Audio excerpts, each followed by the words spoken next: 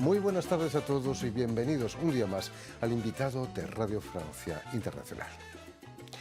Este jueves 26 de noviembre, el Instituto Cervantes de París y la editorial francesa Actualité Édition, especializada en el teatro en español, presentan a través de una videopresentación dos nuevos títulos de su colección dedicada a los autores españoles, que lleva el título de Los Incorregibles, por algo será, y dos nuevos títulos de su nueva colección Los Orfebres, dedicada al teatro mexicano.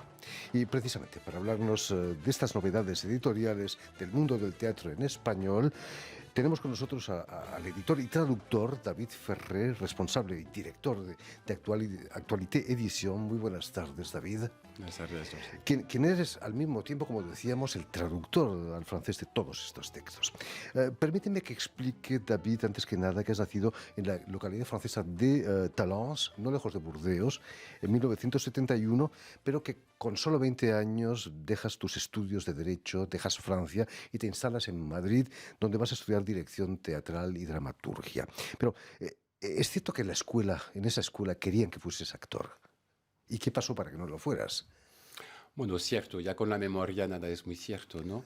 Pero recuerdo que sí, se empeñaban mucho en que yo fuera actor y yo no quise ser actor porque yo no quiero estar en el escenario, yo quiero estar detrás del escenario, ¿no? Entonces nunca me interesó, digamos, por lo menos manejar las herramientas de un actor, aunque las maneje de otro modo. Vas a estudiar en la Real Escuela de Arte Dramático de Madrid. Eras, imagino, el único francés, ¿no? ¿Cómo te consideraban? ¿Con admiración, quizás? ¿Con recelo? Era como una especie de guerra, ¿no? Eran los que pensaban que era fantástico tener al francés y los demás.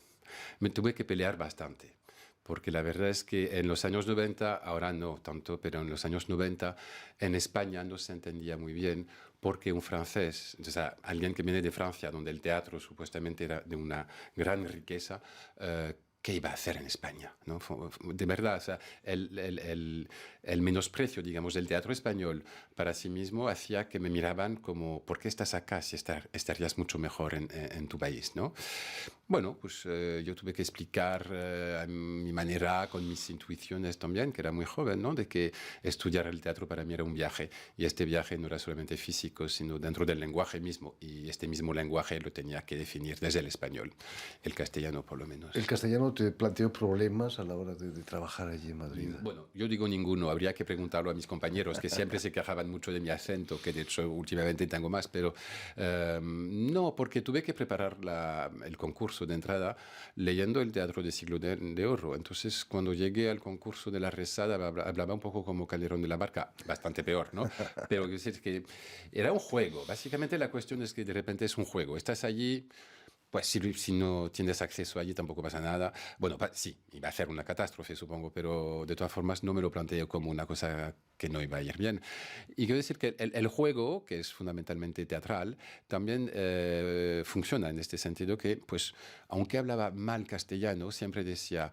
No sé por qué, pero algunos me entienden perfectamente y otros nada. Digo, igual no es un problema de idioma, es otro tipo de problema, ¿no? Y ahí también empieza la cuestión teatral, ¿no? Y entonces así empezó la carrera en la Resa de Madrid. Sí. Habían pasado muchos años desde los actos del 2 de mayo de 1808, ¿no? Las guerras napoleónicas. ¿Estaban presentes todavía? Todavía sí, había una cosa así, ya está la plaza 2 de mayo, ¿no? Por ahí en el centro, vivíamos justo al lado. Sí, todavía quedaba un poco de franchutes, ¿no? A ver los franchutes. Creo que esto ha cambiado muchísimo. Yo ahora que voy a Madrid se escucha más el francés por la calle casi que el castellano, o el alemán, o el italiano. Entonces, pero sí que en aquel momento era todavía un poco... Es un desnivel. Era una cosa muy negativa sobre la percepción de la historia de Francia con España y a la vez una especie de admiración absoluta para las artes en general, los derechos humanos, todo lo que ven de Francia, con perdón. Entonces era una cosa un poco difícil a veces de vivir cada día. Sí. En España se perdieron la revolución hace 200 años seguramente. David Ferré, vas a trabajar en el Centro Dramático Nacional, ahí en Madrid, donde vas a conocer a Guillermo Heras y también a otro gran dramaturgo español, Juan Mayorga. ¿Cómo fue tu trabajo con ellos? Era Sí. sobre todo un centro dramático dedicado al teatro contemporáneo del siglo Sí, XX. el CDN de Madrid está dedicado al repertorio del teatro español del siglo XX. Yo conocí a Guillermo Heras justo al final, digamos, de mi contrato porque ya me quería ir, porque un año en un teatro para mí ya era mucho, era después de la carrera. Y fue un encuentro muy casual porque el teatro dijo a Guillermo Heras, pues mira, David Ferrer, tu ayudante. Y nos miramos así un poco raro los dos. Y fue un encuentro determinante, tanto al nivel personal como al nivel de todo eso. Es una parte de Guillermo, que no le gusta que lo diga, pero lo vuelvo a repetir. Guillermo me hizo descubrir que el teatro podría ser un teatro escrito hoy en día, porque yo hasta que terminase la escuela me dedicaba a leer y trabajar con los clásicos del siglo XX también, pero digamos que alguien que estaba escribiendo en el mismo momento que yo un texto para mí no era teatro. Y fue Guillermo que me hizo descubrir esto con un montaje de Juan Mayorga, que era Cartas de Amor a Stalin, y trabajamos los tres allí y fue un encuentro maravilloso, maravilloso. También funcionó que vuelves a París y vas a crear tu propia compañía para estrenar tus propios textos, textos contemporáneos, por supuesto. Sí, sí, porque eso es una contradicción. Uno, porque no quería volver a Francia, ¿no? Volví acá después de 11 años y no tenía ningún tipo de deseo de estar acá, pero dije, bueno, voy a volver a ver qué pasa. Y entonces con mi compañía quise empezar a traducir para montar textos españoles. Y se ve que la institución aquí, pues es una cosa extraña, pues no veía esto muy bien, ¿no? Era como, a ver quién es este chavo, como dice en México, que nos viene de España para montar textos españoles que va a traducir él mismo cuando no es traductor. Entonces, bueno, hubo muchos problemas de este tipo y entonces decidí escribir yo mismo mis textos con un programa un poco específico, multidisciplinar de trabajo. Y tuvimos 2 años de producción interesante, la verdad, como una exploración dentro de los textos, digamos. No es por casualidad que la colección que has creado con la editorial dedicado a textos españoles se llaman Los Incorregibles. ¿Qué tienen de incorregibles los españoles? No sé si lo tienen tanto ellos o yo, con perdón. Insisto, cuando llegué a este país, que se llama Francia, y que empecé a traducir, obviamente no traducía ni bien ni mal, empezaba a traducir, pero después de 11 años en España, haciendo teatro en español, lo más lógico para mí era volver, digamos, a mi idioma por medio de la traducción. Bueno, se ve que no, la recepción aquí no fue muy buena y siempre gente del gremio profesional pues me decía que no, que eso no estaba bien, que eso no estaba bien, que eso no estaba bien, que eso no estaba bien. Entonces una mañana me levanté y dije, pues mira, si no está bien, lo voy a hacer yo sin pedir permiso a nadie, porque también Francia tiene esta cosa de que tenemos un potencial grande de trabajo, ¿no? Estructuras y tal, pero también están los que tienen acceso a esto y los demás, ¿no? Y yo dije, mire, chicos, yo vuelvo de España de 11 años de exilio voluntario y no pienso dejar las cosas tal cual, así que voy a traducir yo los textos que quiero traducir, porque también en aquella época eran autores que ahora son muy conocidos. Juan Mayorga apenas empezaba a ser conocido y los que tenemos en la colección apenas escribían, ¿no? Pero el hecho también de arriesgarse, ¿no? De traer autores que desde España ya estaban empezando a nacer, pero todavía no eran autores asentados, ¿no? Y traducir un autor para mí es un autor que ya está empezando a escribir también, ¿no? Entonces dije, pues lo voy a hacer yo y voy a iniciar esta plataforma de Actualité Edition, eso en el 2007. Me voy a asociar con otras editoriales y vamos a publicar juntos. Tampoco fue posible, porque las editoriales de este país tienen vínculos con las instituciones. Entonces, bueno, hubo un par de experimentos con México importante en el 2012 y luego me harté un poco. Dije, no, me harté en el sentido que hay que dar una identidad propia a la dramaturgia hispanófona en Francia, no española, sino hispanófona, y para eso hay que armar una plataforma editorial que, uno, defiende el libro como tal, que defiende la traducción desde el libro y no desde el escenario, porque aquí se traduce mucho con el modelo, digamos, germanófono, que se traduce desde el escenario, desde el decir del actor, cosa que yo no comparto. Entonces, en Actualité Edition era defender la traducción desde el espacio literario del libro, y plantear una serie de intercambios de producción o culturales a partir de los libros como núcleo, digamos, de toda la plataforma. Precisamente una de las condiciones para ser traducido y publicado en esta colección es haber sido representado, ¿no? Puesto en escena, ¿no? En su país, Sí. A mí me da un poco igual, la verdad. Yo sé que no he visto casi ninguno de los textos que traduzco y que publico. Algunos sí los veo. Y te voy a decir más. Muy a menudo escucho que la gente dice, ay, qué bien, he visto la obra, la voy a traducir mejor, ¿no? Si yo veo la obra, me cuesta mucho más entrar en lo que es el texto. Porque no hay que olvidar que una puesta en escena no es una versión, pero es una representación determinada de un texto. Entonces ya te va quitando muchas opciones de lo que conlleva el texto. Y para mí traducir es realmente explorar lo que es el texto y su potencial. Una puesta en escena es una opción entre muchas, por supuesto, ¿no? Claro. Nos hablabas de México. ¿Cómo entras en el mundo teatral latinoamericano? ¿A través de México, por la puerta de Oaxaca, quizás? Casi. México es primero está España y luego está México. Me hace muy feliz, de verdad, hablar de México hoy. México fue por Guillermo también. Yo estaba ya aquí en Francia y es una cosa como de cuento, ¿no? En el 2010, 11, una cosa así, no tenía ningún contacto con México, pero ninguno. Recibí una carta de la Coordinación Nacional de Teatro de México y diciéndome si le apetece, lo vamos a invitar a un festival, porque nos han dicho que para facilitar algunos intercambios entre Francia y México sería bueno igual conocernos. Pero una cosa así, tal cual, la carta así. Dije, bueno, pues vale, pues voy. Y entonces llegué a Querétaro primero. Hay un festival de teatro interesante en Querétaro. Me mandaron allí, donde conocí a Itziel Lara, que está en la colección. Y desde casi la primera semana fue una tierra de adopción absoluta. O sea, estuve casi 8 años trabajando hasta en la Coordinación Nacional de Teatro. Volví al escenario como director en México, no en España. Y para mí es un país donde volví a descubrir el teatro mucho más allá de la cuestión del teatro occidental. Hablando de teatro mexicano, presentáis en este acto, desgraciadamente por videoconferencia en el Cervantes, dos autores mexicanos, Alberto Villarreal y Itziel Lara, de la que hablabas. Abren una nueva colección en tu editorial que se llama Los Orfebres. ¿Por qué los orfebres? ¿Son realmente orfebres de la palabra, de la escena? Sí, bueno, es un poco una metáfora un poco fácil, la verdad, pero porque les orfebres, todo el metal de los incas, en fin, de todos los pueblos precolombianos, etcétera. Pero más allá de esto, para mí el concepto de la traducción, y lo descubrí mucho en México, trabajé mucho desde México, traduje mucho desde México, descubrí realmente cómo yo estaba trabajando como traductor, qué relación tenía con el lenguaje traduciendo. Y hay una cosa que se llama la metamorfosis. Para mí, cuando traduces un texto no es que lo vayas poniendo de un lado A a un lado B, no, es una metamorfosis de un mismo material, ¿no? Y para mí la metamorfosis tiene que ver con todos estos metales que se van trabajando para hacer les orfèvres. Y entonces de allí viene esta imagen un poco mítica también. Pronto vas a hacer una colección sobre los alquimistas. Habrá que encontrar un país para... ¿Quién sabe? Aquí sí va la pelea. La realidad social mexicana es muy diferente de la española, ¿no? Eso da un teatro más duro, más violento, quizás el teatro mexicano.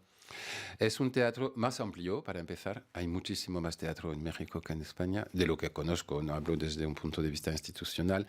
Sobre todo hay una cantidad de gente que escribe, o sea, la dramaturgia es una cosa aplastante en México. Bueno, hay yo creo, dos líneas grandes. Una línea que está muy dentro de una especie de más o menos de realidad de lo que es la violencia, el problema de la violencia en México, más que el problema, el drama, ¿no?, de la violencia en México. Y luego hay otra vena más mítica de renovación de los mitos y de la relación que ellos mismos tienen con la metafísica de estos mitos. Precisamente de Itziel Lara has traducido Aún no recuerdo su rostro, una obra violenta, ¿no?, en la que el narcotráfico es protagonista, pero también habla de dignidad, ¿no? Cuando uno no le queda otra cosa, le queda la dignidad. Sí, Itziel Lara además es una chava, digo chava a propósito, una chica joven, muy discreta, creo que es una gran artista, estoy profundamente convencido de esto. Ya traduje un texto suyo que publicamos en otra editorial, ya vino a Francia en la Mousson d'été, la invitamos hace unos años. Es alguien que no habla mucho y me gustan mucho los autores que no hablan mucho. Digo, que también que sepáis todos mis autores, que los quiero mucho cuando hablan mucho. Pero Itziel tiene una relación mágica con la realidad, quiero decir, no mística, sino que es un texto surrealista, ¿no? De facturas surrealistas. De repente, en México hay pueblos mágicos, que es el gobierno que ha decidido que hay pueblos que llaman mágicos, ¿vale? Que es como una especie de Walt Disney revisitado, ¿no? El caso es que eso es un pueblo donde de repente hay 2 personas o 3 personas que viven allá y se levantan por la mañana y hay una cabeza ahí cortada en la calle, pero la cabeza habla. ¿Vale? Entonces sí entramos en el surrealismo como estética y entonces también es una señal de los narcos. Cuando los narcos pasan por un pueblo, cortan una cabeza y dejan una cabeza en la calle, ¿no? Entonces retoma, si recuerdo bien, está la cabeza y un dedo también de una mano y entonces estas partes de un mismo cuerpo supuestamente que se encuentra por la calle, pero a la vez que habla, que está vivo, se convierte en el personaje, digamos, de todo lo que es esta dramaturgia. Y sobre todo hay un lenguaje muy fino en el sentido muy, muy sencillo, nada retórico, nada barroco. Y yo pensé que iba a ser un texto fácil de traducir, siempre uno quiere pensar esto, y al final traducir lo que es la sencillez de este lenguaje para hablarnos del hecho que la realidad como tal es un montaje que no funciona en México, es un texto potentísimo para esto. Otro texto de otro mexicano, Alberto Villarreal, lo traduces como El lado B de la materia, texto sobre el primer actor, no lo sabía yo que era el primer actor de todos los tiempos, Lucifer. Bueno, eso lo dice Alberto. No lo he ido a comprobar, de hecho.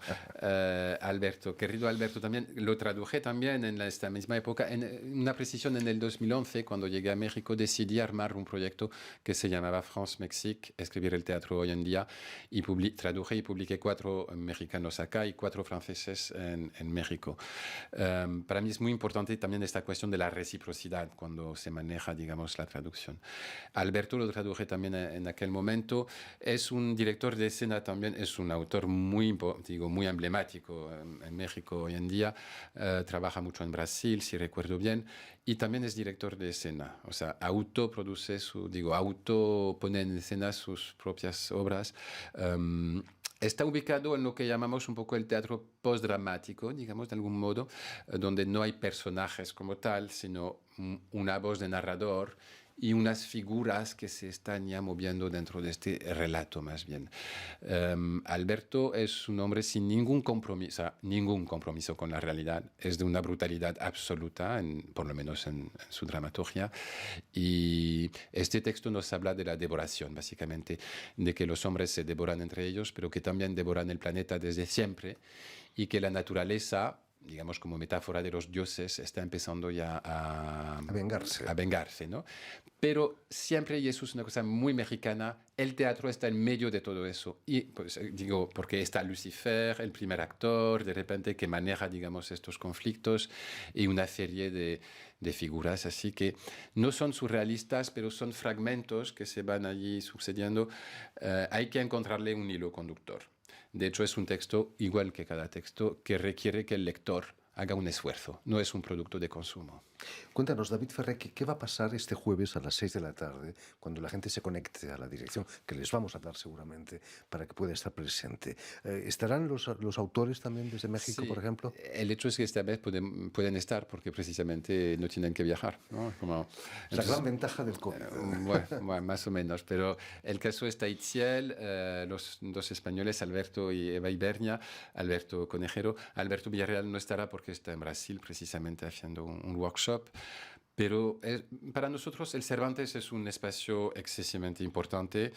Uno, al nivel humano, porque desde que presenté yo este proyecto hace 5 años a la persona que llevaba en aquel momento a Raquel el Departamento de Cultura, recibió el proyecto y lo apoyó sin ningún tipo de reparo.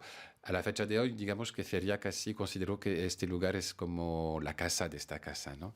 Y es muy importante que cada vez que tengamos unas novedades editoriales podamos estar allí, porque realmente no es que vengan 200.000 personas, pero juntamos unas 100 personas, 80, y realmente se está generando también un público, no para escuchar los textos, sino para tener constancia del desarrollo de la plataforma de Actualité Edición. También es una cosa institucional porque hay que reconocer que cuando uno crece, la cuestión institucional se tiene que tomar en cuenta. Y quiero apuntar que la conexión mexicana ha sido posible por un apoyo, es el primer apoyo que consigo en Francia, porque recuerdo que nunca consigo ningún apoyo económico, es decir, en Francia es el primer que consigo aquí, que es el de la Organización Internacional de la Francofonía, que aquí mismo agradezco y que volveré a agradecer mañana, porque sí que realmente es un programa que plantea la francofonía no como un programa de traducción hacia los demás idiomas, sino hacia el nuestro, ¿no? Entonces, aquí yo creo que a nivel también político, pero también estético y literario, la francofonía ha tenido un papel importante y mañana vamos a celebrar básicamente esto con el Cervantes. No me gustaría despedir el programa sin acordarme de la participación de un gran actor, hablábamos de grandes actores, Charles González, quien estuvo aquí con nosotros y nos contó que era precisamente, su padre era el abogado de Federico García Lorca. Imagino que para él debe ser emotivo, ¿no? Leer teatro español en francés aquí en el Instituto Cervantes, ¿no? Carlos, yo lo llamo Carlos, ¿no? Charles González. Sí, nos vimos ayer para entregarle los libros. Sin Charles, este proyecto existiría. Seguro que no digo que no hubiera proyecto, pero Charles es un pilar para mí en este proyecto desde que lo conocí con este proyecto, con el Pen Club, porque estoy en el Pen Club, y por este medio, digamos que recuerdo al público que el Pen Club es el Poète Essayiste Novelist Club, una organización que defiende la libertad de expresión en el ámbito literario. Y conocí a Charles como me lo presentaron para que pudiera leer los textos conmigo, y el caso es que para mí la cuestión de la voz, ¿no? es fundamental en la misma traducción. Y cuando Charles empezó a leer los textos en el escenario sin conocernos y sin haber hecho nada antes, ¿no? Fue la primera vez que me di cuenta que este trabajo tenía un valor enorme, porque precisamente había actores como Charles, ¿no? Y Charles es la única persona que todavía consigue que yo pueda leer un texto en el escenario, que hace, no sé cómo lo hace, pero porque yo no quiero leer los textos, pero sí mañana estará con nosotros, obviamente, y agradezco a Charles de nuevo, porque sin él este proyecto no sería lo mismo. En fin, pues ya lo saben, tienen una cita este jueves a las 6 de la tarde, conectándose por internet con el Instituto Cervantes y las ediciones Actualité Edition, con el fin de presentar cuatro fantásticos libros de teatro, 2 mexicanos y 2 españoles. Muchísimas gracias, David Ferrer, por haber estado aquí con nosotros. Permíteme también que dé las gracias a Vanessa Loiseau y a Julián Lenk, que se han ocupado hoy de la realización del programa, y enviar también un saludo muy especial a nuestros telespectadores, porque también los tenemos que nos siguen en toda América Latina, seguro que en México también, gracias a la cadena de televisión de la Unión de Estados Americanos, la OEA, que se llama Canal U y emite desde Montevideo, en Uruguay, naturalmente. Y a ustedes, muchísimas gracias por su atención y les damos cita para una nueva edición de El Invitado de Radio Francia Internacional.